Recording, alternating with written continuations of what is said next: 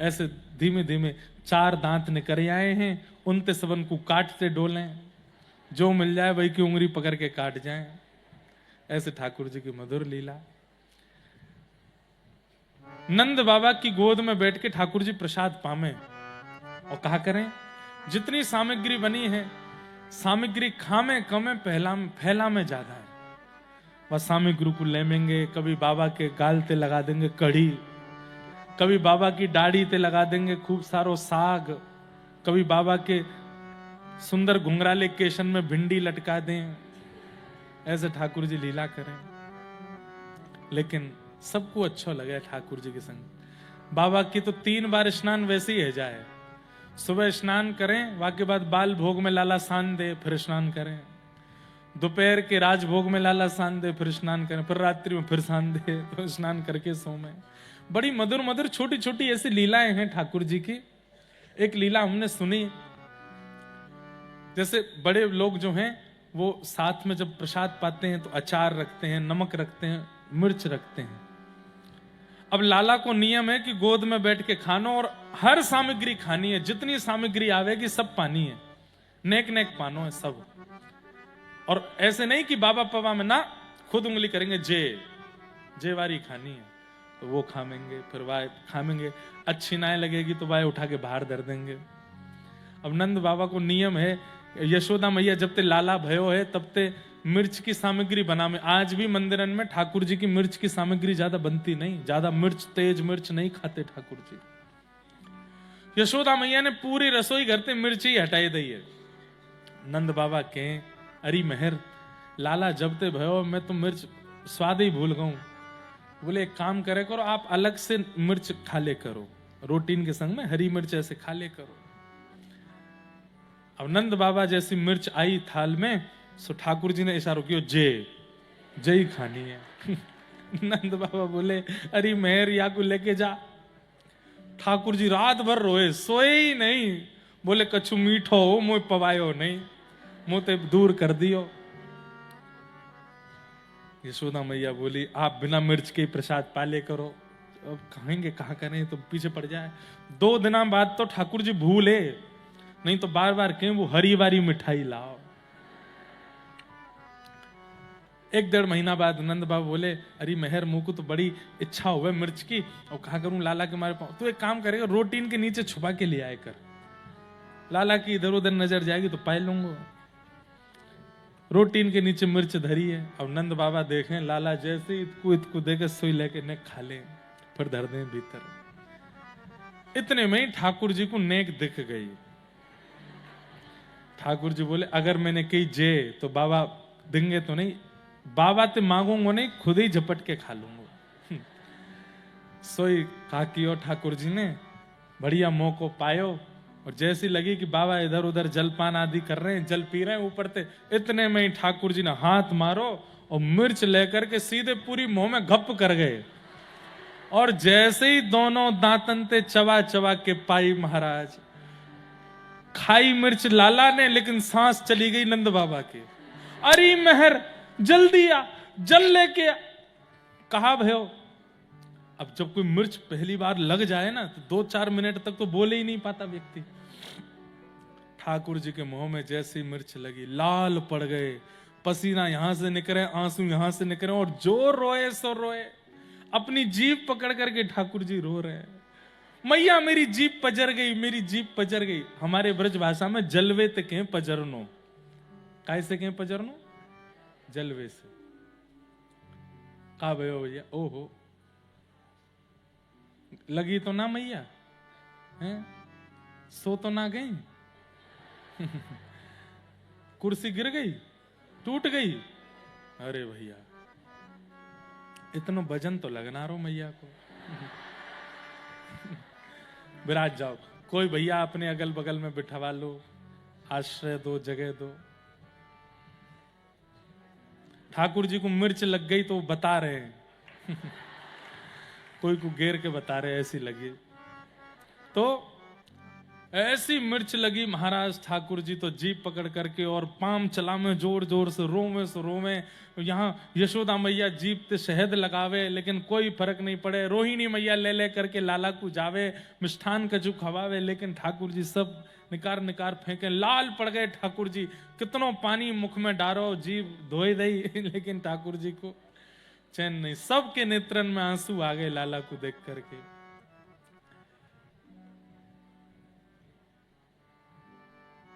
मैया बोली, जब ठाकुर जी शांत है गए, नंद बाबा तो बोली वैसे बढ़िया है। बोले कहा जब जब उधम मचाएगो तब तब वही मिर्च लाऊंगी, ले लाला खवाई दूंगी तो अपने आप भागेगो इधर उधर।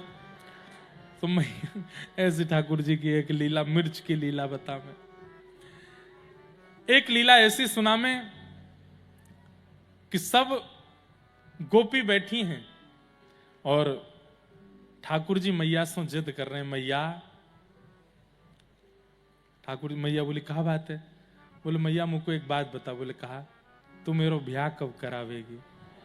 मैया बोली लाला तू 3 बरस को भयो है भाई, 3 साल को भयो है, नेक नेक चलनो बोलनो ठीक ठाक सीखो, अब तो ब्याह कर ले को। मैया अब यही तो होना चाहिए, ब्याह करवे के चलवे लग जाए बोलवे लग जाए तो वह को ब्याह कर देना ही चाहिए, और कहा चाहिए मैया? तू मेरे काजे बहू लिया। तो मैया बोली अच्छा बहू चाहिए? बोले हाँ। इतनी सारी गोपी बैठी हैं, ढूंढ ले इनमें तो कोई बहू। सब ब्याही ठियाई गोपी सब खेल रही हैं ठाकुर जी के संग, सबने घूंघट कर लियो। लाला सबन को घूंघट उठाए उठाए के देख ले, जो बढ़िया लगे बातें तेरो ब्याह कर दूंगी। ठाकुर जी एक एक गोपी के पास जामे, वहां घूंघट उठाए के देखें। अब गोपी बैठी है और ठाकुर जी खड़े हैं। सोचो कितनी हाइट है ठाकुर जी की, फिर भी सिर के सामने ही आ रहे हैं, बहू ढूंढ रहे हैं अपने काजे। एक एक गोपी को घूंघट उठाए के देखें। ना है मैया जे बढ़िया ना है। बोले काय को? बोले एक घर में 2 अमावस्या ना रह सके, मैं ही बहुत हूं, मैं कारो जेऊ कारी है, या तो ब्याह ना करूंगा। मैया गोरी बहू लानी है दूसरी के पास गए और सब गोपियां वो हैं जिनके बाल बच्चे समय खेल रही हैं ठाकुर जी के संग। लाला लाला इतकुआ इतकुआ हमें देख। तो ठाकुर जी घूंघट उठाए करके देखें, अरे मैया या तो ब्याह ना करूंगा। बोले क्यों? कल मैंने गोबर चुराती वही देखी जे, दूसरे इनके घर पे गोबर चुरावे। मैया एक ही चोर काफी है, 2 नहीं चलेंगे ऐसी सब ठाकुर जी की मधुर लीला चल रही है। एक वयोवृद्ध गोपी बैठी है, यशोदा मैया से भी बड़ी उम्र की गोपी है। वापस चलो भी नहीं जावे, उठो बैठो भी नहीं जावे। वाकई मन में आन लगी, काश मैं भी युवा गोपी होती तो मैं भी लाला के पास मैं घूंघट करके बैठ जाती, लाला मेरो घूंघट उठाए तो। हे विधाता, तेने मुंह को इतनी पहले काय को भेज दियो? मैं 100 सवा 100 वर्ष की है गई, ये तो मुंह को दादी बोलेगो, मेरे घूंघट काय को उठावेगो? लेकिन ठाकुर जी सबके मन की समझ जाते हैं। सोई ठाकुर जी समझ गए कि ये बूढ़ी मैया मन में यूं सोच रही है कि लाला मैं युवा होती तो मेरो भी घूंघट उठाए तो। सो ठाकुर जी सबरी गोपीन को रिजेक्ट करते हुए, जो बुरी है, जो ऐसी है, या कि नाक मोटी, या कि होठ मोटे, या कि आंख छोटी, या कि कान बड़े, सबन की बताए करके ठाकुर जी बोले मैया मिल गई मेरी बहू मिल गई। मैया बोली कहां? सुबह बूढ़ी मैया की गोद में जाके बैठ गए। 125 साल की मैया, मैया मेरी बहू तो जई है। मैया बोली लाला तेरी दादी परदादी की उम्र की, बाकी दांतों नहीं है। बोले बढ़िया है ना, मेरे 2 दांत हैं या को 2 दांत हैं आधी रोटी मैं खाऊंगा, आधी जे खावेगी। मैया यही तो ब्याह करूंगा, मेरे यही तो ब्याह करा दे। बूढ़ी मैया के नेत्रों में आंसू आ गए, ठाकुर जी को अंक में भर लिया। कितना मान सम्मान, ठाकुर जी सबको प्रेम देते, कोई गोपी रह ना जाए, कोई भाव रह ना जाए। अभी तक ठाकुर जी के पांव बाहर नहीं पड़े, अभी तो नंद भवन में भीतर ही चल रहे सब लीला। नंद बाबा बोले मेहर, अब लाला 3 साढ़े 3 बरस को है को, अब याकू नेक नेक बाहर निकलनो सिखा में। पहली बार ठाकुर जी दहली लांग रहे हैं अपनी। सोचिए ठाकुर जी से दहली लांगना नहीं आता। आंगन चौक में ही इतना घूमते हैं कि सिड्डी उतरना, दहली लांगना, ये ठाकुर जी को आता ही नहीं है। कितनी मैं तो विचार करता हूं, जगत नियंता जगदाधार पर ब्रह्म परमात्मा जो आपके गुजरात में आकर के इतने विराट हो गए कि 2 पग से 3 लोग नाप लेते हैं बलि के यज्ञ में, उनसे दहली नहीं लांगी जा रही है। यशोदा मैया सिखा रही हैं।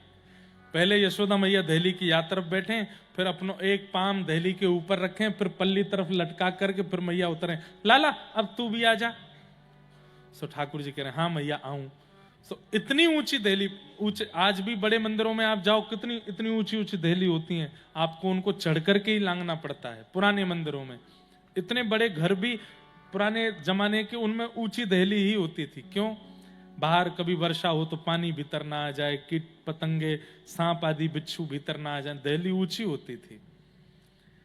अब तो दहली ही नहीं होती, सीधे चढ़ जाओ। तो ठाकुर जी दहली लांग रहे हैं।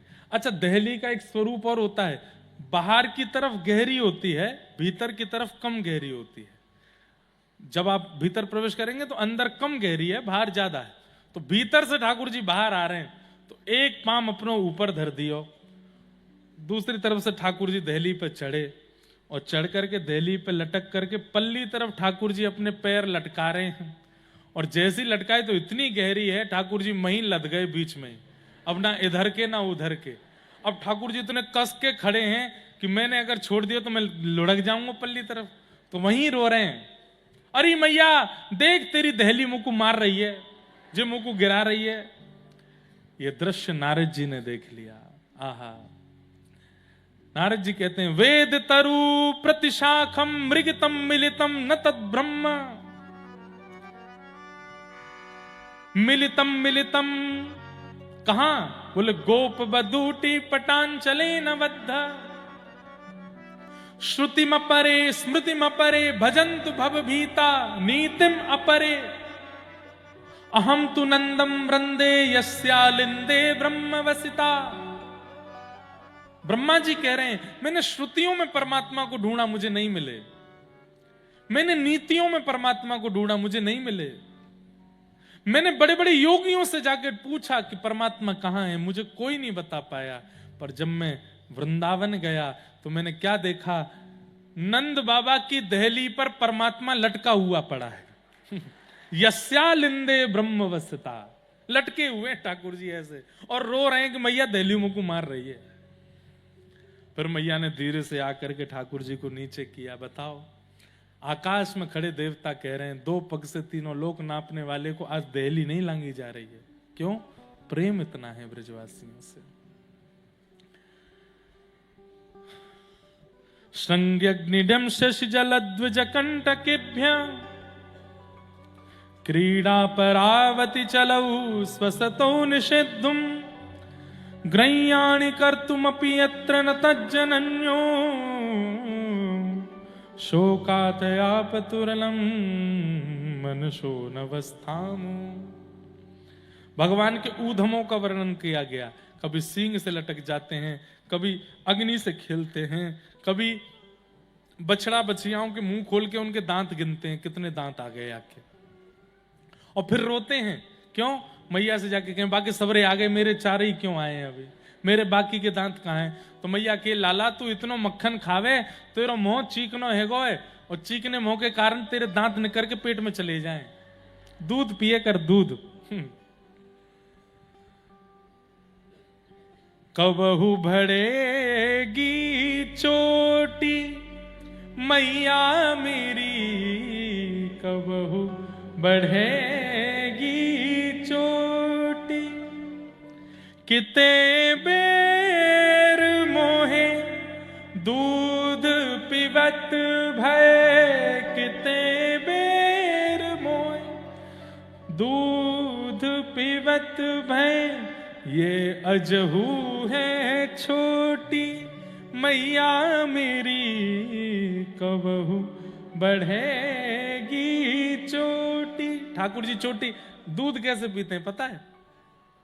मुख में दूध को पात्र लगावे और चोटी पकड़ के खींचे, और फिर दूध पीने के बाद मैया के पास जाके फिर वह नापे। मैया तू तो यूं कहे कि दांत नकरिया में चोटी बढ़ जाए दूध पीवे, तो ये आ जाओ छोटी है। सूरदास जी के बंधुओं, कभी किसी को अगर भगवान की बाल लीला में अति रुचि हो ना, हमारे कहे से सूरदास जी के पद संग्रह घर में ले आओ। बस उसको स्वयं समझना कभी कभी मुश्किल होता है, इसलिए आचार्यों से बैठ करके अगर सुनोगे उसके भाव, आहा, ऐसी मानसी में चले जाओगे, ऐसे ऐसे भावों के दर्शन सूरदास जी अपने पदों में कराते हैं। कबहू बढ़ेगी चोटी मैया मेरी, कबहू बढ़ेगी चोटी, ऐसे ठाकुर जी भाव कहते हैं। तो इस प्रकार ठाकुर जी की लीला चलती है। फिर एक लीला सुनाते हैं कि यशोदा मैया के पीछे ठाकुर जी पड़ जाते हैं। मैं जमुना जी जाऊंगा, जमुना जी डोलवे जाऊंगा, तो नंद बाबा की उंगली पकड़ के ठाकुर जी यमुना जी खेलने जाते हैं और यमुना जी की बालुका में खेलते खेलते यमुना जी में लुढ़क जाते हैं। और जब लौट करके आते हैं तो गीले ठाकुर जी जब मिलते हैं तो यशोदा मैया नंद बाबा पर गुस्सा करती है, तुम नेक ध्यान ना धरें और जुकाम है जाएगो, खांसी है जाएगो लाला को, और ये जमुना जी में जाके गीलो है जाए। यशोदा मैया तो जाड़ेन के दिना में लाला नवा में ही ना है, सवेरे उठती तातो जल, गरम जल, और उसको कपड़े में लेके आंख पहुंच दी, मुंह पहुंच दियो, बन गयो राजा बेटा मेरो, बढ़िया सुंदर, नए वस्त्र पहना दिए, इत्र लगा दियो, है गो तैयार लाला। ठाकुर जी के मैया मुंह को रोज का गुना, रोज नहावेगो तो नजर लग जाएगी लाला को, तू कारो है न बड़ो बाबरो से बनो रहकर, ज्यादा सुंदर बन के मत डोले कर, नजर लग जाएगी। तो एक दिन ठाकुर जी बोले जमुना जी जाऊंगो। नंद बाबा बोले अरे मेहर बहुत कह रो, ले जाऊं याकू? बोले ले जाओ, लेकिन जमुना जी में नहीं जाएगो, रेत में बालुका में डोल के आ जाए। नहीं मैया तेरी सौगंध खा के नहीं जाऊंगो। लेकिन जैसे ही जमुना जी दिखती हैं ठाकुर जी का मन नहीं मानता, और ठाकुर जी का तो क्या, यमुना जी का मन नहीं मानता। यमुना जी कहती हैं एक बार श्याम सुंदर नेक आ जाओ, नेक चरण पधरा जाओ, नेक नेक स्पर्श तो करा जाओ। महारानी है यमुना जी, पटरानी है ठाकुर जी की। अच्छा एक बात, फिर पटरानी है, वो ज्यादा प्रार्थना थोड़ी करती है पटरानी, पटरानी तो सीधे मुंह फुला के बैठ जाए, इतने पास आके भी नहीं आ रहे हैं। तो ठाकुर जी के रुक जाने, एक बना रहा हूं कछु, ससुर जी खड़े, शर्म नहीं आ रही तो बनाऊं कछु योजना छोटे से लाला। ये तो अंतरंग लीला है ना, उनको क्या पता कि ये पटरानी है, ठाकुर जी को पता है। सो ठाकुर जी ने एक बालू में खेलते खेलते खेलते फिर कहें बाबा बस नेक पाम गीले कर लो, नेक पाम देख लाला, तू माने ना है, तू भीतर नहीं बाबा, बस ये पाम गीले कर लूंगा बस। अच्छा ठीक है चलो जा। नंद बाबा उंगली पकड़ के जामे, पाम गीले कर लें। फिर यमुना जी कहें अब जब पाम तक आए गए हो तो नहीं, घुटने कटी तक भी आ जाओ, सर्वांगीण अंग को स्पर्श कराए दो, एक एक रोम को स्पर्श कराए दो नाथ। सोई ठाकुर जी भीतर प्रवेश करें और ऐसे चलते चलते नंद बाबा के भीतर मत जाइयो, भीतर मत जाइयो। सोई ठाकुर जी ऐसा नाटक करें कि मानो जैसे गड्ढा है और वहां में अपना पाम फंसा के ऐसे धड़ाम ते यमुना जी में गिरे और सर्वांगीण अंग को गीलो करके यमुना जी को अपने सर्वांगीण अंग के सुख को प्रदान कर दें। यमुना जी बोली जय हो, तृप्त है गई, आनंदित है गई, आज सुख मिल गयो। ठाकुर जी बोले तो सुख मिलो, मोह कहां मिलेगो घर पे, मैया डंडन ते मारेगी आज। ठाकुर जी बोले कछु तो योजना बनानी पड़ेगी। अब जैसे ही गिरे ठाकुर जी, तो गिर के यमुना जी को सुख दिया। ठाकुर जी तुरंत सोची कि गीलो तो मैं है गया हूं, डांट तो पड़ेगी, अब कुछ योजना बनाऊं। सो ठाकुर जी डूबे की नाटक करने लगे, अरे बाबा बचाइयो, अरे बाबा बचाइयो, जे जमुना जी मुंह को भीतर खींच रही है, बाबा बचाइयो। जैसे ही नंद लाला मेरो हाथ पकड़, सोई ठाकुर जी ने दोनों हाथ पकड़ के नंद बाबा को गेड़ दिए, वो गीले कर दिए, गीले है गए दोनों। नंद बाबा बोले ऐसा उद्यमी है गो लाला, तू मुंह गीलो कर दियो ना बाबा, सही में गिर गो, मैं भीतर तो कोई खींच रहा हूं, अब पता ना कहां भाज गो। नंद बाबू घर चल तू, तो यशोदा ते आज मैं तेरी शिकायत करूंगा। ठाकुर जी नंद भवन की ओर जा रहे हैं, डर रहे हैं आज मैया नहीं छोड़ेगी। लेकिन ठाकुर जी इतने चतुर हैं, जैसे ही नंद भवन दिखो सोई ठाकुर जी नंद बाबा की उंगली छोड़ के दौड़ करके नंद भवन में पहले ही घुस गए और रोते रोते गए, मैया आज मेरे संग बहुत बुरा भयो। बोले काय को? बाबा की नाम नहावे की इच्छाई, स्वयं तो नहा लिए और मुंह को भी ढक्का दे दियो जमुना जी में, मैया देख मुंह पूरा गीलो कर दियो। जैसे ही नंद बाबा है, यशोदा मैया बोली तुम्हें नहीं क्यों ना लगे, छोरा गिर दियो, तुमने धक्का मार दियो या को? खुद बचवे के काजे या गीलो कर लाए। नंद बाबू बोले कितनो झूठ हो यशोदा, या कि कैसे बताऊं तो मैं, खुद गिर जाए मेरो हाथ पकड़ करके खींच ले, मोह गीलो करो, यहां कहीं खिरो मैंने धक्का दियो। और फिर मैया की साड़ी तो ऐसे देखें नंद बाबा को, फिर कहें ऐसे ठाकुर जी लीला करें। हमारे नाना जी एक पद सुनाते थे, या इसको कहते हैं सींग दिखाना। क्या कहते हैं? हमारे ठाकुर जी सींग बहुत दिखावे। आपको पता है श्रीनाथ जी को स्वरूप कैसा है? ऐसा। और ये यहाँ पे जो भुजा है वो ऐसी है। यहाँ में एक भाव ऐसे भी है कि ठाकुर जी एक भुजा से आपको बुला रहे हैं कि मेरे समीप आ जाओ। जो समीप आ जाए ठाकुर जी कहें वाकू में ऊपर उठाए लूं। अब देखो भाव सुनना, श्रीनाथ जी भुजा से बुला रहे हैं कि मेरे समीप आ जाओ। समीप आओगे तो कहां आओगे? सीधे चरणन में प्रणाम करोगे तो नेत्र नीचे कर रखे कि मैं तो को देखूंगा, और जब मेरी दृष्टि तो पे पड़ेगी तो मैं तो को अपनी भुजा में उठा लूंगा। फिर कोई ने पूछी, बोले दूसरे हाथ को अर्थ कहा है? बोले दूसरे हाथ को अर्थ है ठाकुर जी जो बुलावे पे भी समीप नहीं जा रहे उनको सींग दिखा रहे हैं। बोले रहे तू संसार में, नाए तेरो बेड़ा पार है पाएगो, तेरे काजे तो सींग ही है। ऐसो भी भाव ठाकुर जी को, अनेक भाव है, एक भाव ये भी है। हमारे नाना जी एक पद सुनाते, नंद लाढ़ले ने घेर लई, नंद लाढ़ले ने घेर लई। श्री राधा रानी की चचेरी बहन है चंद्रावली। अपने पुष्टि मार्ग में भी चंद्रावली जी के खूब पद गवे। चंद्रावली जी को ये पद है। चंद्रावली जी कह रही हैं कि मैं तो दही बेकवे के काजे मथुरा जा रही और बीच रास्ता में नंद के लाला ने मुंह को घेर लियो। इसको कहते हैं दान लीला।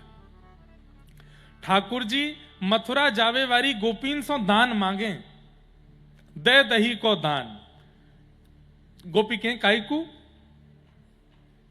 बोले जे मार्ग हमारे पर दादा ने बनवायो या को टैक्स दे के जाओ, कर दे के जाओ। ये मथुरा जावे वालो मार्ग है, हमारे पिताजी दादाजी पर दादा ने बनाओ, या हमारे ठाकुर जी बीच रास्ता में गोपीन को रोक के उनसे दान मांगे दही को। तो नंद कितना सुंदर पद है। चंद्रावली कह रही है कि अरे आज तो मैंने बहुत जोर को मजो चकायो लाला को। बोले कैसे?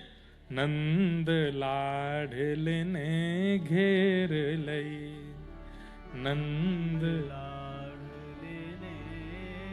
काय को घेर ले। घेर नो समझे?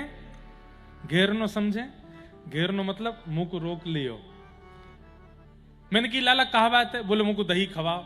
मैंने की अरे लाला आगे भी गोपी निकल के गई है, पीछे गोपी आ रही है, इनते नाम आ गए, हर बार मुंह को ही घेर ले। तो लाला कहा बोलो, अगली को पत्रो पिछली को बासो, बीच की मेरे मन में बस गई, नंद लाढ़ले ने घेर ले। अरे गोपी आगे वारी की दही, मैं तो दही को ऐसो छेंटा हूं मुझको दूर से सुगंधी आ जाए। आगे वारी के मटका में दही जो वो तो पत्रो है, और पीछी वारी को जो वो बासो है। तेरो ही है बढ़िया वारो, या हमारे में तो तेरो ही दही मांगूंगा, ना ही जान दूंगा आगे। तो फिर गोपी बोली कैसे बच के जाऊं?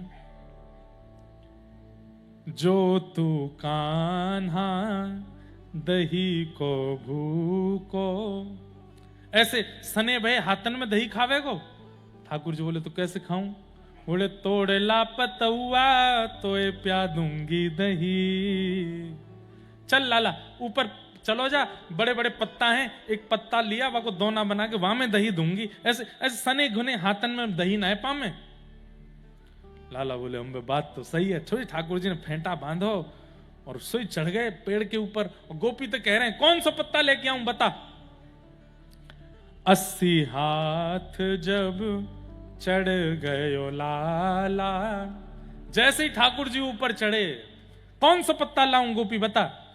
तो नीचे तो चंद्रावली सींग दिखा गई, चंद्रावली गुजरी, नंद लाढ़ले ने घेर। सिंह दिखा के बोले चढ़ो रहे ऊपर, और तुरंत भाज करके मथुरा पहुंच गए। बड़ी सुंदर लीलाएं हैं हमारे व्रज की, कहां तक उनका वर्णन करूं। फिर इसमें ठाकुर जी बदला लेते हैं। वो लीला नहीं सुनाऊंगा। उसमें ठाकुर जी एक गोपी बन के जाते हैं, ठाकुर जी तहकीकात करते हैं कि इससे बदला कैसे लूं, थोड़ी सुना देता हूं। तो चंद्रावली की दूर की मुसेरी बहन आने वाली है 2-4 दिन बाद। ठाकुर जी को ये बात पता चल जाती कि या कि मुसेरी बहन आ रही है और या ने बचपन से देखी ना है या पता ना है वो दिखवे में कैसी है। ठाकुर जी बोले हम बन के जाएंगे मुसेरी बहन। सोई ठाकुर जी लहंगा परिया पहन करके सुंदर चुनरी डाल के घूंघट डाल करके पहुंच गए चंद्रावली के यहाँ और द्वार खटकान लगे। मान अंदर तो बोली कौन? तो ठाकुर जी भारती कहे मुझे भूल गई, तेरी मौसी की छोरी माते आई हूं। अरे बहन तू आई है। सोई द्वार खोल करके महाराज अपने अंक में भर लिए। ठाकुर जी ने भी अंक में भर ली। चंद्रावली को एक बात का बड़ा गुमान था, क्या? कि वो पतिव्रता नारी है, अपने पति के अलावा कोई को देखे भी ना है। ठाकुर जी बोले रुक जा बताऊं। ठाकुर जी ऐसी बाकी मुसेरी बहन बन के गए। अभी ठाकुर जी 5-6 वर्ष के, बस 4-5 वर्ष के छोटे से मुसेरी बहन बन के गए और रात्रि में वाके समीप मुसेरी बहन बन करके सोए गए और सोए करके रात्रि में बोले पतिव्रता नारी है। बोले हाँ हरी बहन मैं तो बड़ो नियम को पालन करूं, ऐसे रहूं, मैं तो कोई पर पुरुष को देखूं भी ना हूं। सोए ठाकुर जी ने अपने वस्त्र आदि उतारे, बोले मैं हूं कन्हैया, देख तेरे बगल में सो लियो। और सबरे सखान को जाएगे, सखीन को पहले तो ही बताया है, बोले देखो मैं यहाँ के संग ऐसी लीला करूंगा। चंद्रावली के संग ऐसी ऐसी मधुर लीला ठाकुर जी करें। बंधुओं ये सब लीलाएं प्रकट और अप्रकट रूप से कई जगह कहने की नहीं होती, पर ब्रजवासियों के संग ऐसी ऐसी मधुर लीलाएं की हैं, ऐसे ऐसे भाव ठाकुर जी ने किए हैं कि उनको सुनकर के देवताओं की भी बुद्धि घूमती है कि सच में परमात्मा है। तीनों लोकों का भार इनके सिर पे है, पर इनको ये पता है कि मुझे चंद्रावली से बदला लेना है, मुझे इनको ये पता है कि मुझको वहां को दही लुट, मतलब छोटा सा वृंदावन, छोटा सा ब्रजमंडल और इन ब्रजवासियों की छोटी छोटी लीला में ठाकुर जी इतना अपना इन्वेस्टमेंट और इतना अपना मन लगाते हैं, कितना प्रेम करते हैं ठाकुर जी इन ब्रजवासियों से। ऐसे ठाकुर जी की लीला और इन्हीं लीलाओं का वर्णन फिर यहां किया गया। भगवान की माखन चोरी लीलाओं का भाव सुनाया गया। तत्पश्चात एक दिन ठाकुर जी ने यशोदा मैया की नानी पर सास पर सास के समाने की हंडी तोड़ दी, घर की हंडी तोड़ दी। तो मैया ने पकड़ के लाला ऊखल से बांध दिए। जैसे ही ऊखल से बंधे ठाकुर जी, तभी नल कुंवर और मणिग्रीव दो वृक्ष के रूप में कुबेर के पुत्र खड़े थे, शाप लगा था उनको। दोनों के बीच ठाकुर जी पहुंचे, जैसे ही स्पर्श किया दोनों पेड़ टूट करके गिर गए और देवता उनमें से प्रकट कुबेर के पुत्र हो गए। उन्होंने भगवान की स्तुति गाई। वाणी गुणानुकथने श्रवणो कथायाम हस्तौ च कर्म सुमनस्तव पादयोर्न स्मृत्यां शिरस्तव निवास जगत प्रणामे दृष्टि सताम दर्शनेस्तु भवत्तनूना। बहुत सुंदर स्तुति है ये, इस श्लोक को ध्यान से सुनिए। हे नाथ, वाणी गुणानुकथने श्रवणों कथायाम, ऐसी कृपा कर दो कि हमारी जीव आपके गुणानुवाद गावे, हमारे कान आपके गुणानुवादों को सुने। हस्तौ चकर मसु मनस तव पादयोर्न, हमारे हाथ आपकी सेवा करें, हमारी चरण आपकी प्रदक्षिणा करें। लेकिन दृष्टि के लिए क्या मांगा? दृष्टि सताम दर्शनेस्तु भवत्तनूनाम। ध्यान से सुनिएगा। कुबेर के पुत्र कह रहे हैं कान आपकी कथा सुने, जीव आपकी कथा गावें, हाथ आपकी सेवा करें, पैर आपकी प्रदक्षिणा करें, और दृष्टि किसको देखे? बोले भवत्तनूनाम, आपके जो तनु हैं, मतलब आपके जो अंश हैं, आपके जो तनु। भगवान के पुत्र कौन हैं? संत जन, वैष्णव जन, भक्त जन, कथावाचक जन, ये सब भगवान के तनु हैं। बोले इनका हमको दर्शन हो, ऐसे कृपा करो। ठाकुर जी इतने प्रसन्न हो गए, वाह तुमने हमारा दर्शन नहीं मांगा। बोले कि नाथ आपका दर्शन तो सौभाग्य है, पर आपके तनुओं का दर्शन तो महा सौभाग्य है। वो आपके, हम तो आपके एक ही रूप को देख पाएंगे। आप उखल बंधन में हो, इस रूप को हम एक बार में एक दो आंखों से देख पाएंगे, पर आपके जो तनु होते हैं वो तो 10 मिनट बैठ कर के 10 प्रकार के आपके दर्शन करा देते हैं। कभी माखन खाते हुए, कभी गिरिराज जी उठाते हुए, कभी रथ चलाते हुए, कभी सुदर्शन चक्र घुमाते हुए, आपके तनु इतने सारे दर्शन कराते हैं। इसलिए हमारी दृष्टि उनके दर्शन करे, ऐसी कृपा करो। इस प्रकार भगवान से प्रार्थना की और दोनों मुक्त होकर के वहां से चले गए। ठाकुर जी अभी भी बंधे थे उखल में। जोर की आवाज हुई, ब्रजवासी दौड़ करके आए। 2 वृक्ष गिरे देखे। सब ब्रजवासी बोले, मैया तेने काई को बांधो लाला, देख 2 वृक्ष गिर गए आके ऊपर। मैया बोली, अब कहा करें। सब ब्रजवासी बोले, मैया जाद नाते लाला भयो है, राक्षस संकट आते ही जा रहे हैं, अब गोकुल से कहीं और चलो। नंद बाबा के बड़े भैया ने कही, मेरी नजर में एक नयो वन है, वाको नाम है वृंदावन। यदि आप आज्ञा करो तो गोकुल से हम सब वृंदावन की ओर चलें। और श्री नंद बाबा, यशोदा मैया, लाला, बलराम जी, रोहिणी जी और संपूर्ण गोकुल बैलगाड़ियों में अपना सारा सामान लाद करके इतने प्रसन्न हैं ठाकुर जी, इतने प्रसन्न हैं कि बस पूछिए मत कि महाराज अब वृंदावन जाना है। क्यों? किशोरी जी के हृदय कमल से प्रकट है वो वृंदावन, वहां हमको जाने को अवसर मिलेगा। वो पद तो हम नित्य गाते ही हैं। बाईसा कहती हैं, लागे वृंदावन को आली माने, लागे वृंदावन को, लागे वृंदावन को आली माने, चलिए वृंदावन की ओर। बड़ोदरा से वृंदावन की यात्रा पर निकलते हैं। सब लोग भाव से गाओ, लागे वृंदावन को आली माने, लागे वृंदावन को,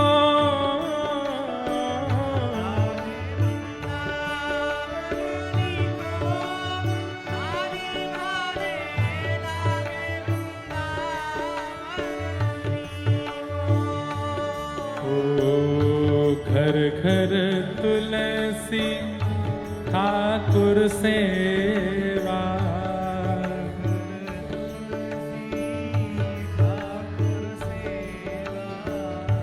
घर घर तुलसी ठाकुर सेवा,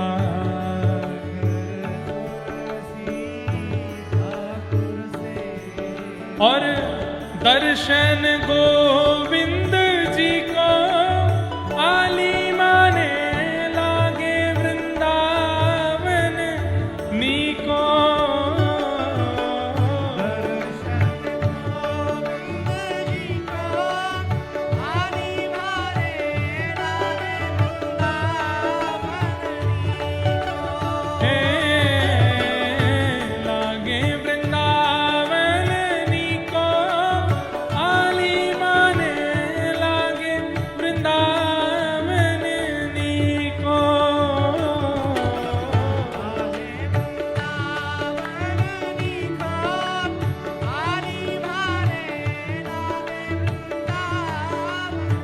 मीराबाई कह रही, हे रतन सिंहासन आप विराजे, रतन सिंहासन आप विराजे, हे रतन सिंहासन आप विराजे, रतन सिंहासन आप विराजे, और मुकुट धरे तुलसी को आली माने, लागे वृंदावन को,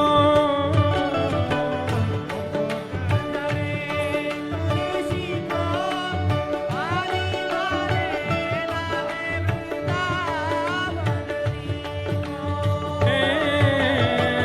लागे वृंदावन को, लागे वृंदावन को आली माने, लागे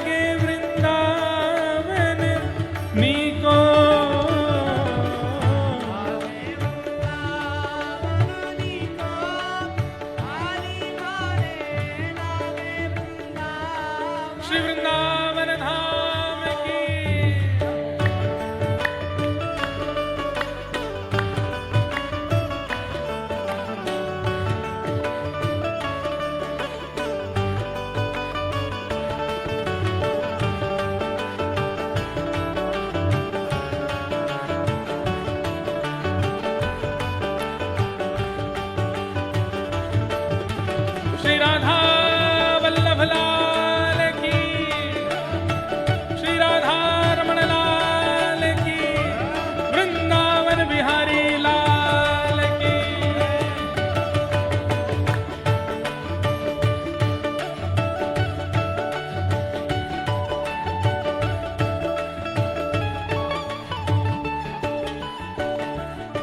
ओ निर्मल नीर बहत यमुना को, निर्मल नीर बहत यमुना को, हे निर्मल नीर बहत यमुना को, निर्मल नीर बहत यमुना को, निर्मल नीर बहत यमुना को।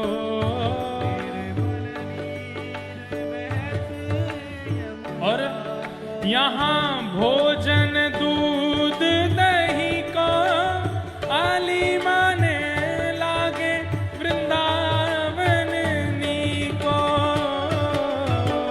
भोजन दूध दही को आली माने लागे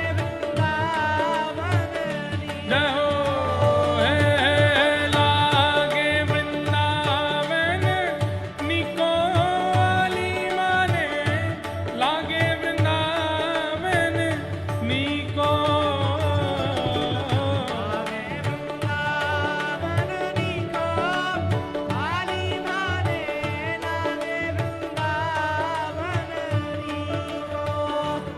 ओ मीरा के प्रभु गिरधर नागर, मीरा के प्रभु गिरधर नागर, मीरा के प्रभु गिरधर नागर, मीरा के प्रभु गिरधर नागर, हे प्रभु गिरधर नागर, प्रभु गिरधर नागर, हे मीरा के प्रभु गिरधर नागर, मीरा के प्रभु गिरधर नागर। भजन बिना नर फीको आली माने लागे वृंदावन नीको।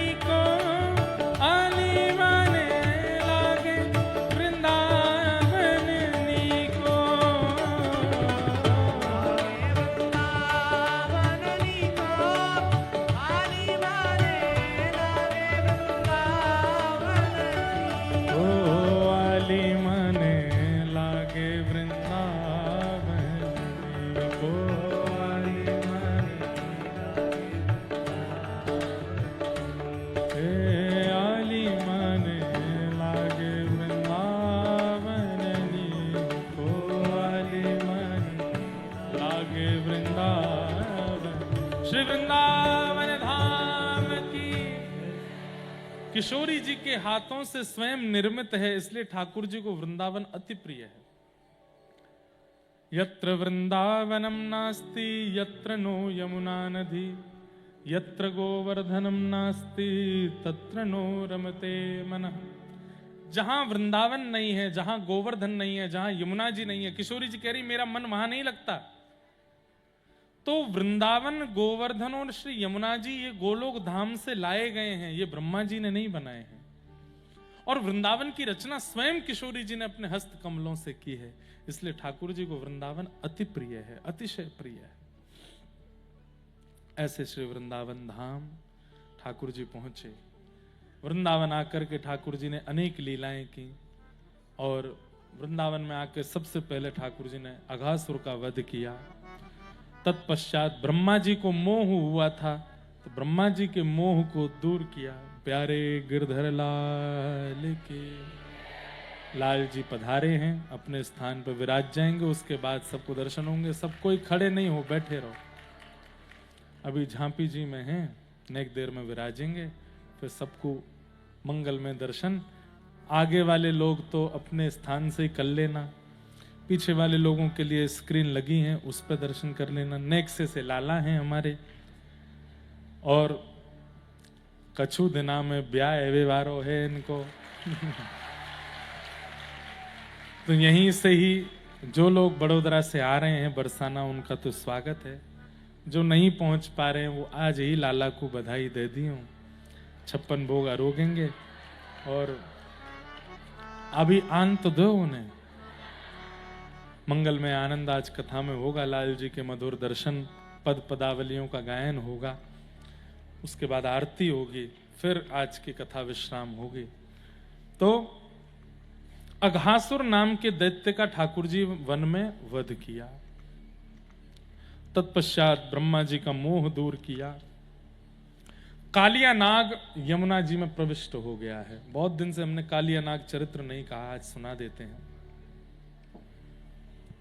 कालिया मान मर्दन लीला ठाकुर जी ने की। बंधुओं, यमुना कौन है? यमुना है भक्ति। और कालिया कौन है? कालिया है पाखंड। जब हमारी भक्ति में पाखंड आ जाता है तो भक्ति विषैली हो जाती है। बहुत ध्यान से सुनिएगा सब लोग। कालिया नाग पाखंड है। जो लोग भक्ति में पाखंड का आश्रय ले लेते हैं, एक प्रकार से उनके अंदर कालिया नाग प्रविष्ट हो गया है। आदि आदि दोष यदि आपके चित्त में है तो उनको दूर करने के लिए कथा, उनके लिए कीर्तन, उनके लिए गुरु आज्ञा, प्रवचन, इनसे वो दोष दूर हो सकते हैं। लेकिन आपके अंदर अगर पाखंड का प्रविष्ट हुआ है तो ठाकुर जी को तांडव ही करना पड़ेगा, तभी वो कालिया नाग हृदय से जाएगा। तांडव मतलब जीवन में भूचाल आएगा, और ऐसा भूचाल कि कहां से कहां गिरना पड़ेगा, तभी अभिमान और जो पाखंड है वो नष्ट होता है। इसलिए पाखंड जो करते हैं भक्ति मार्ग में, भाव मार्ग में, ठाकुर जी फिर उनको ऐसे गेरते हैं कि चोट वोट लगे उनको। गिरना मतलब ऐसे नहीं कि जल्दी जल्दी गिर जाएं, प्रतिष्ठा में गिरावट आती है। वही ठाकुर जी का तांडव है। ठाकुर जी तांडव करते हैं। तो कालिया नाग प्रविष्ट हो गया है यमुना जी में। सब लोग इधर देखिए, ध्यान से सुनो। मन में विचार किया ठाकुर जी ने कैसे निकालें कालिया नाग को, क्योंकि जब कभी भी कहीं क्रीड़ा के लिए ठाकुर जी जाते हैं तो दाऊ दादा संग में जाते हैं। दाऊ दादा कौन है? शेषनाग। अब शेषनाग के आगे कालिया नाग को मारेंगे, कहीं इनके चित्त में अपनी प्रजाति के लिए सद्भावना नहीं आ जावे, दया नहीं आ जावे। तो ठाकुर जी बोले हमको पहले इनको दूर भेजना पड़ेगा, वाक के बाद ही हम कालिया नाग को मार सकते हैं। तो एक दैत्य है जो कि गधे के रूप में आया है, और उसको ठाकुर जी ने विचार किया कि अगर इसको दाऊ दादा मार देंगे तो इतनी देर में हम अपनी पूरी योजना बना करके यहां कालिया नाग का वध कर देंगे। तो कैसी योजना बनाई ठाकुर जी ने? एक धेनुकासुर नाम का दैत्य था, गधे के रूप में था। एक बगीचे की वो रखवाली करता था, सेब का बगीचा। सब लोग ध्यान से सुनना, बहुत दिन बाद हम ये कथा सुना रहे हैं, आज सुनो। एक सेब का बगीचा था, उसमें सब ग्वाल बाल सेब तोड़ने के लिए जाते थे। तो वहां ये धेनुकासुर पहरेदारी करता था और गधे के रूप में आकर के सब ग्वाल बालों को दुलत्ती मारता था, इनके पीछे पड़ जाता था, इनको चोट पहुंचाता था। तो सब ग्वाल बालों ने जाकर के ठाकुर जी से कही, बोले लाला हम या ब्रज में रहे पर हमको या धेनुकासुर से बहुत डर लगे। ठाकुर जी बोले कौन धेनुकासुर? बोले गधा के रूप में है, ऐसे ऐसे करे। ठाकुर जी बोले सब राक्षसन को मारने की जिम्मेवारी मैंने ले रखी है, एक आध राक्षस दाऊ दादा तो मरवाओ। दाऊ दादा बगल में ही बैठे थे। दाऊ दादा बोले हाँ हम कौन से कोई तो कम है, अरे बताओ रे मधुमंगल सीधा में कहाँ है ये धेनुकासुर? बोले वहां वहां पलाने बा में है। तो ठाकुर जी ने कैसी योजना बनाई, भगवान ने मधुमंगल को पास बुलाया, बोले हे मधुमंगल सुन यहाँ पे आ। बोले कहा करनो, ध्यान से सुनना। ठाकुर जी बोले दाऊ दादा जाएंगे धेनुकासुर का वध करेंगे, उसके बाद दाऊ दादा के मन में आवेगी कि जैसे राक्षसन को मार के लाला की पूंछ होवे, लाला की जय जयकार होवे, लाला की आरती उतारी जावे, वैसी मेरी भी होगी। सब गोपी द्वार पर खड़े है कि पुष्प वर्षा करेंगी, पर तू एक काम करियो। कहा धेनुकासुर के वध है तू पहले आके पूरे ब्रज में हल्ला मचाई दियो। बोले कोई असुर असुर नहीं, गधा मारो इनने असुर को नाम मतान दियो। तो बोले पूजा तो होएगी ना, इनकी हंसी उड़ेगी, और जब इनकी हंसी उड़ेगी बाद में इनको पता चलेगी कि ये काम मैंने करवायो, तो 2-4 दिना के नहीं दाऊ दादा हम अपनी पंगत दूसरी बना लेंगे, और जैसे ये दूसरी पंगत में जाएंगे हम वही बीच में जाके कालिया नाग को मार देंगे। ठाकुर जी ने ऐसी योजना बनाई। यहां महाराज सब ब्रजवासी ने पहले तो खूब चढ़ा दिए दाऊ दादा ऊपर, दाऊ दादा हमारो ऐसा हो, दाऊ दयाल बिरज को राजा, भांग पीवे तो यहां पे आ जा। दाऊ दादा आगे आगे चल रहे हैं अपने हल मुशल लेकर के। बोले हम देखें धेनुकासुर कहां है। सब गोपीन से कह के गए अकेलो लाला असुर न मारे, आज मैं मार के आऊंगा एक। गोपी बोली हाँ जाओ दिखाओ, मार के आओ। दाऊ दादा गए। अब दाऊ दादा बलराम जी हैं, शेषनाग हैं, कोई कम है? धेनुकासुर जैसे ही वो आया, दाऊ दादा ने तुरंत उसके नीचे होकर के दो चरण पकड़े उसके, और उसके पैर पकड़ करके ऐसे आकाश में घुमा करके, पहले तो 2 हाथ से घुमाया, फिर एक ही हाथ से जोर से घुमा करके उसको इतनी जोर से फेंका, दूर किसी वृक्ष पर जाकर के गिरा, उसका वध हो गया एक बार में। ज्यादा युद्ध करना ही नहीं पड़ा। दाऊ दादा अपने हाथ मारने लगे। सब ब्रजवासी जितने ठाकुर जी के सखा सब कहें हमारे दाऊ दादा की जय हो, हमारे बले भैया की जय हो, बलभद्र भैया की जय हो। सब जय जयकार करने लगे, कंधा पे उठा लिए ठाकुर जी। दाऊ दादा 1-2 तो बोले सुनो ब्रज में एक हल्ला तो करके आओ कि हमने असुर मारो, ताकि यशोदा मैया आरती पूजा थाली तैयारी रखे और सब गोपी पुष्प की तैयारी करें। मधुमंगल बोलो सब मैं जाता हूं। दाऊ दादा ऐसा प्रचार करके आऊंगा। बोले हाँ तू ही जा मधुमंगल। मधुमंगल गयो वृंदावन में जाके हल्ला मचा लिया, अरे सुनो सुनो सबरे सुनो। बोले कहा भयो? बोले तुमने सुनी होगी कि दाऊ दादा असुर मारवे गए। बोले हाँ। अरे कोई असुर फसुर ना, वो तो गधा मार के आए हैं, गधाए मार के आ रहे, बेचारा निर्जीव जानवर मार दियो। सब गोपी ऐसी हंसी। अब यहां दाऊ दादा कंधा पे बैठ के आए हैं और ऐसे कमर पे हाथ धर के ऐसे चल रहे हैं कि आज हमारी जय जयकार पूछ होएगी। और यहाँ पे सब अटारीन पे गोपी खड़ी तो हैं, पर सब अपना मुंह ढक के खड़ी हैं और सब हंस रही है। अरे दाऊ दादा रहने दो, तुमने तो नाक कटवाई दी सबरी, पूरे ब्रज को नाम मिट्टी में मिलाई दियो। दाऊ दादा बोले ये क्या हो रहा है, ये हमारा अपयश क्यों हो रहा है? अरे मधुमंगल तने कहा प्रचार क्यों? नहीं दाऊ दादा वही प्रचार क्यों, पता ना कौन आके कहेगो कि गधा मार दियो आपने। जैसे ही नंद भवन में गए, यशोदा मैया आरती वारती तो दूर, द्वार पे खड़ी है और गुस्सा कर रही। रोहिणी मैया कह रही है अरे तो नेक शर्म ना आवे, कछु सीख कन्हैया थे, बड़े बड़े राक्षसन को मारे, ब्रज की रक्षा करे, और तू जाए करके मां गधा मारी आयो। दाऊ दादा के मोटे मोटे आंसू आ गए आंखन में। मैया सांची एक असुर मार के आयो मैं, और ऐसो मेरो अपयश फैला दियो सब जगह। कौन ने किया ये काम? अरे मधुमंगल, कान पकड़ लिए मधुमंगल, सांची बता, तू ही गयो प्रचार करवे। बोले मोते तो कन्हैया ने कही कि तू यो कह दियो गधा मारो। मैया मेरी बात सुन ले आज। बोले कहा अब ते मैं लाला के संग नहीं जाऊंगा, अब ते मैं अपनी सखान की मंडली दूसरी बनाऊंगा। इतना अपमान करे, मैं आते बड़ो हूं और मेरा ऐसा अपमान करे। ठाकुर जी और चिढ़ाने लगे, बोले अब गधा मारोगे तो फिर तुम्हारा सम्मान करेंगे? दाऊ दादा बोले तो मैं तू इतना प्रेम तो ते करूं तो पे हाथ ना उठा सकूं, नहीं तो लाला तो मैं नेक मत बता दूंगा, अब तू चलो जा दूर रह मोते।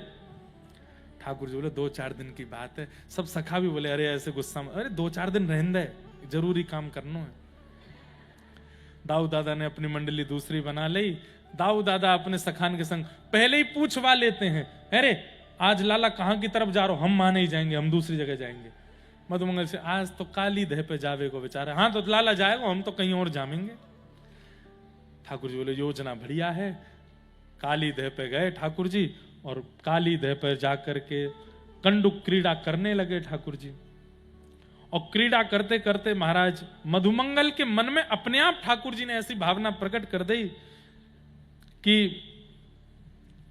मेरी गेंद कोई जमुना जी में डालेगो तो वाकू लेके आनी पड़ेगी, जो मारेगो वही लेके आवेगो। तो ठाकुर जी बोले हाँ जय नियम रखेंगे। तो सबन की जब तक गेंद खेलवे की बारी आई, सब ध्यान से खेलें कि जमुना जी में नहीं जाए। लेकिन जैसे ही ठाकुर जी की बारी आई, ठाकुर जी ने गेंद जमुना जी में डाल दी, यही के बहाने जाऊंगा। अब देखो एक बड़ी लॉजिकल बात है कि बॉल गेंद कभी पानी में डूबती नहीं है, कैसे डूब गई? ठाकुर जी पूरी योजना के तहत गए हैं ना, ये करवे ही गए हैं ठाकुर जी कि कैसे भी करके भीतर जाऊं। गेंद डूब गई, दिख नहीं रही है। अब मधुमंगल रोवे, मुंह को तो वही गेंद चाहिए। ठाकुर जी बोले देख ले मैं कूद जाऊंगा। बोले हम बे तू तो बात बनावे, अरे जे काली दे यहाँ पानी पीवे मात्र ते मृत्यु है जाए, इतनो विषैलो जले, तू कूदेगो यहाँ में? ठाकुर जी बोले मैं कूद जाऊंगा। तो कूद जा। जैसे ठाकुर जी कदम की डाल पे चढ़े, तब मधुमंगल आदि घबराए, अरे ना ना ना लाला हम तो मजाक कर रहे, मत कूदियो मत कूदियो। ठाकुर जी ने इतने में ही तो वेग भरो और कूद गए काली दह में। अब देखो एक बात यहां समझ में आई आपको, पूरी योजना में ठाकुर जी किसी काम को करना चाहें तो वो चुटकियों में कर सकते हैं, पर इतनी योजना बना